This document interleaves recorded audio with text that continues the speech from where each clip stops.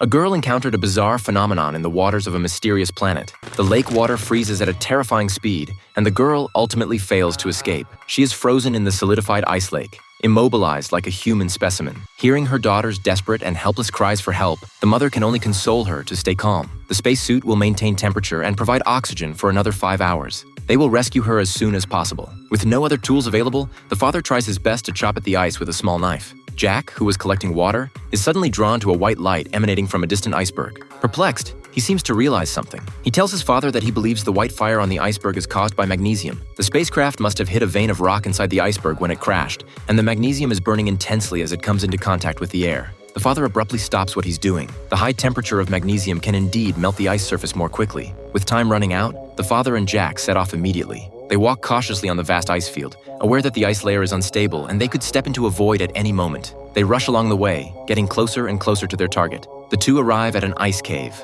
The father carefully scrapes magnesium powder from the walls with his small knife. After collecting enough, he's about to leave with his son when suddenly, Jack lets out a scream. The ice layer beneath his feet collapses, and he falls into a sinkhole, sliding towards the bottom of the iceberg. Looking down into the seemingly bottomless sinkhole, the father calls out repeatedly. After sliding for some time, Jack finally comes to a stop. He anxiously tries to contact his father via radio but gets no signal. He can only attempt to walk towards the exit of the cave. Looking at the scenery outside the valley, he is stunned. At this moment, the radio signal returns. Seeing the towering glaciers, Jack says he has no way to return to the top of the mountain. The father reluctantly explains that his daughter's situation is now even more critical. He will take the magnesium back to save Annie first, and then immediately return to rescue Jack. Although Jack is very scared, curling up and sitting by a tree, he expresses understanding and just hopes his father will return as soon as possible. After his father leaves, Jack sees drifting sparks and follows them deep into the forest. Coming to a cliff, he sees an even more magical and magnificent appearance of this planet. As the sparks increase, he also sees their source, a crashed alien spacecraft that does not belong to humans.